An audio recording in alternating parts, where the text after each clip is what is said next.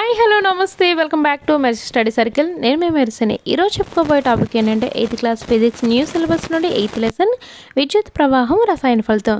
ఈ లెసన్ సంబంధించిన total 26 bits అయితే ఉన్నాయి. ఎక్కువ బిట్స్ అయితే లేవు, అయినప్పటికీ మీకు ఎక్కడ బిట్ వదలకుండా అయితే ఇవ్వడం జరిగింది. లైన్ టు లైన్ పేజ్ నెంబర్స్తో సహా ఇవ్వడం జరిగింది కాబట్టి ఈ బిట్స్ దాటి ఎగ్జామ్లో అడిగే అవకాశం లేదు, నేను గ్యారంటీ. సో ఖచ్చితంగా ఇవైతే ప్రాక్టీస్ చేసేసుకోండి. అంతేకాకుండా మీరు ఇలాంటి యూస్ఫుల్ కంటెంట్ మీకు అందించాలంటే మీ సపోర్ట్ కూడా అందించండి ఫ్రెండ్స్. మీరు ఫస్ట్ టైం కనుక చూస్తున్నట్లయితే మన ఛానల్ సబ్స్క్రైబ్ చేసుకోవడం మాత్రం అస్సలు మర్చిపోవద్దు. మరొక ముఖ్యమైన విషయం ఏంటంటే మై డిజైర్ యూట్యూబ్ ఛానల్ కూడా నా ఛానలే ఫ్రెండ్స్. దాంట్లో పాపకు సంబంధించిన వ్లాగ్స్ కానివ్వండి, అలాగే కుకింగ్ వీడియోస్ కానివ్వండి, డై కుకింగ్ వీడియోస్, కొన్ని టిప్స్, అలాగే అవుటింగ్ వీడియోస్ కూడా దాంట్లో అప్లోడ్ చేయడం జరుగుతుంది. సో ప్లీజ్ సపోర్ట్ చేయండి. మెర్సీ స్టడీ సర్కిల్ని ఏ విధంగా అయితే ఆదరించారో మై డిజైర్ యూట్యూబ్ ఛానల్ కూడా మీ సబ్స్క్రైబ్తో సపోర్ట్ చేయండి ఫ్రెండ్స్. దాని యొక్క లింక్ డిస్క్రిప్షన్ మరియు కామెంట్ బాక్స్లో అయితే ఇస్తాను. ప్లీజ్ సపోర్ట్ చేయండి.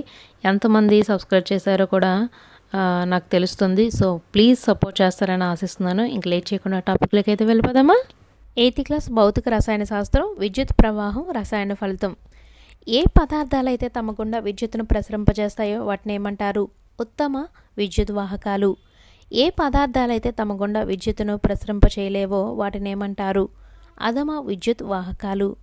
విద్యుత్తును తమ ద్వారా ప్రవహింపజేసే లోహాలు రాగి, అల్యూమినియం. విద్యుత్తును ప్రవహింపచేయని పదార్థాలు రబ్బరు, ప్లాస్టిక్, చెక్క. ఒక పదార్థం విద్యుత్తును తన గుండా పంపిస్తుందో లేదో తెలుసుకోవడానికి, లేదా ద్రవాలు విద్యుత్ ప్రవాహాన్ని తమ గుండా అనుమతిస్తాయో లేదో తెలుసుకోవడానికి దీన్ని వాడవచ్చు. టెస్టర్. ఎల్ఈడి నందు పొడవాటి తీగను వలయంలోని దీన్ని కలుపుతారు. బ్యాటరీ ధనధ్రువానికి. ఎల్ఈడికి రెండు తీగలు లేదా లీడ్స్ ఉంటాయి. పొట్టి తీగను బ్యాటరీ రుణధ్రువానికి కలుపుతారు. పొడవాటి తీగను బ్యాటరీ ధనధ్రువానికి కలుపుతారు. ఎల్ఈడిని విస్తరించగా లైట్ ఎమిటింగ్ డయోడ్. క్రింది వానిలో ఉప్పు డాష్ విద్యుత్ వాహకం. క్రింది వానిలో గాలి డాష్ అధమ విద్యుత్ వాహకం. క్రింది వానిలో విద్యుత్ వాహకం కుళాయి నీరు, నిమ్మరసం, వెనిగర్. కుళాయిలు, చేతి పంపులు, బావులు మరియు చెరువుల నుండి వచ్చే నీరు మంచి విద్యుత్ వాహకాలు. క్రింది వానిలో అధమ విద్యుత్ వాహకం స్వేదన జలం. ఈ క్రింది వాటిలో విద్యుత్తును ప్రవహింపచేయునవి ఆమ్లాలు, క్షారాలు, లవణాలు. విద్యుత్ ఉపకరణాలను తడి చేత్తో కానీ తడి నేల మీద నిలబడి కానీ తాకవద్దని అన్నుటకు గల కారణం లవణ నీరు మంచి విద్యుత్ వాహకం.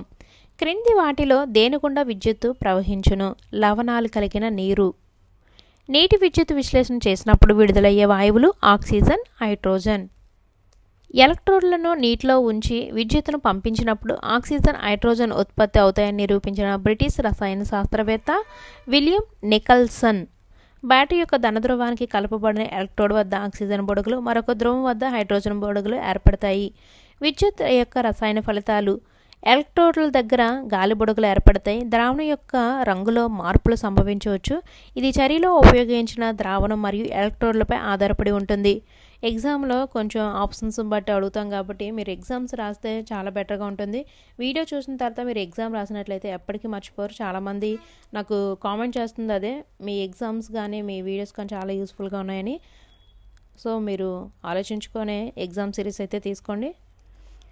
విద్యుత్తును ఉపయోగించి ఒక లోహంపై మనకు అవసరమైన మరొక లోహాన్ని పోత పూసే పద్ధతిని ఏమంటారు? ఎలక్ట్రోప్లేటింగ్. కారు భాగాలకు, స్నానపు కొళాయిలకు, వంటగదిలో గ్యాస్ బర్నర్లకు, సైకిల్ హ్యాండిల్కు, చక్రాల రిమ్ములకు దీన్ని పోతగా పోస్తారు. క్రోమియం. క్రోమియంకు సంబంధించి క్రింది వానిలో సరైనది. ఇది ప్రకాశవంతంగా కనిపిస్తుంది. ఇది క్షయానికి గురి కాదు. ఇది గీతలను నిరోధిస్తుంది. ఇది చాలా ఖరీదైనది. ఎగ్జామ్లో అయితే ఆప్షన్స్ కొంచెం కన్ఫ్యూజ్ చేసి అయితే ఇచ్చాను, సో చూసుకోండి. ఆహారాన్ని నిల్వ చేయడానికి ఉపయోగించే తగరపు డబ్బాలు ఇనుము పైన తగరపు పొద పోయడానికి గల కారణం ఇనుము కంటే తగరం తక్కువ చర్యాశీలత గలది. ఇనుమును క్షయం నుండి మరియు తుప్పు పట్టకుండా నివారించుటకు దీన్ని పోతగా పోస్తారు. జింక్. ఒక ద్రావణం గుండా ప్రయాణం చేసే విద్యుత్ ఏ ప్రభావాన్ని కలిగజేస్తుంది? రసాయన ప్రభావాన్ని. కాపర్ సల్ఫేట్ ద్రావణం గుండా విద్యుత్తును ప్రవహింపచేసినప్పుడు బ్యాటరీ యొక్క ఏ ధ్రువానికి కలపబడిన పలకపై రాగి నిక్షిప్తం అవుతుంది? రుణ. రుణ ధ్రువానికి కలపబడిన పలకపై రాగి నిక్షిప్తమవుతుంది. ఒక టెస్టర్ను ఉపయోగించి ఏ మరియు బి అని వ్రాయబడిన రెండు ద్రవాల విద్యుత్ వాహకతను పరీక్షించారు. ద్రవం ఏలో టెస్టర్ను ఉంచినప్పుడు బల్బు ప్రకాశవంతంగా వెలిగింది. ద్రవం బిలో ఉంచినప్పుడు మాత్రం కాంతి విహీనంగా వెలిగింది. దీని నుండి నువ్వు ఏం నిర్ధారిస్తావు? ద్రవం ఏ ద్రవం బి కంటే మంచి వాహకము.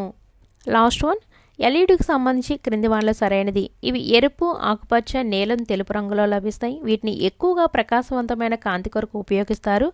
తెలుపు ఎల్ఈడీల సమూహాల గుంపు ఒక ఎల్ఈడి కాంతి జనకాన్ని తయారు చేస్తుంది. సాధారణ బల్బులు ఫ్లోరోసెంట్ బల్బుల కంటే ఎల్ఈడీలు తక్కువ విద్యుత్తును గ్రహిస్తాయి. సో ఇది టీచర్స్, దీనికి సంబంధించిన టోటల్ 26 బిట్స్. ఎక్కువ బిట్స్ అయితే ఈ లెసన్కి లేవు, అయినప్పటికీ మీకు ఇవ్వటం జరిగింది ఎక్కడ బిట్ వదలకుండా. సో ఈ వీడియోస్ మీకు యూస్ఫుల్ అనిపిస్తే మీ అమూల్యమైన సబ్స్క్రైబ్తో నాకు సపోర్ట్ చేయండి. అలాగే my teacher YouTube channel link description మరియు కామెంట్ బాక్స్లో అయితే ఇచ్చాను. ప్లీజ్ మీ అమూల్యమైన సబ్స్క్రైబ్తో నాకు సపోర్ట్ చేయండి ఫ్రెండ్స్. సబ్స్క్రైబ్ చేయడం మాత్రం మర్చిపోవద్దు. లింక్ ఓపెన్ చేయడం మళ్ళీ ఎవరు ఓపెన్ చేస్తారా బాబు అని కొంచెం నెగ్లెక్ట్ అయితే చేయకండి. ప్లీజ్ నా కోసం 1 మినిట్ అయితే టైం కేటాయించండి ఫ్రెండ్స్. ప్లీజ్ సబ్స్క్రైబ్ అయితే చేయండి. అలాగే ఈ వీడియోకి లైక్ చేయకపోతే ప్లీజ్ లైక్ చేసేయండి. మరిన్ని అప్డేట్స్ కోసం మన ఛానల్ చూస్తూ ఉండండి. Thank you for watching.